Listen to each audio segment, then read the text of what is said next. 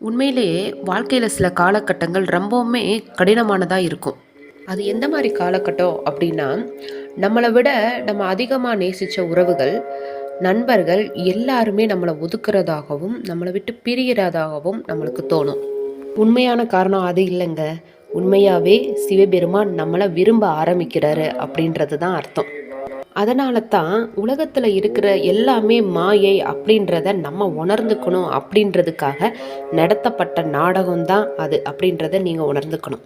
உண்மையாகவே நம்ம விட்டு பிரியாதவர், எப்பயுமே நம்ம கூட இருக்கிறவர் இருப்பார் அப்படின்னு சொன்னால் அது சிவபெருமான் மட்டும்தான். சிவபெருமானை நம்ம உணர்றதுக்கு நம்மளோட உறவுகளாகவும் நண்பர்களாகவும் இருந்து அந்த பாத்திரத்தில் நடிச்சிருக்காங்க பார்த்தீங்களா, அவங்க மேலே கோபப்படாதீங்க, நன்றியே சொல்லுங்கள். ஏன்னா உலகத்தை ஆளும் அந்த பரம்பொருளை நம்ம உணர்றதுக்கு அவங்களும் ஒரு காரணமாக இருந்திருக்காங்க. அதனால தான் சிவாய நம.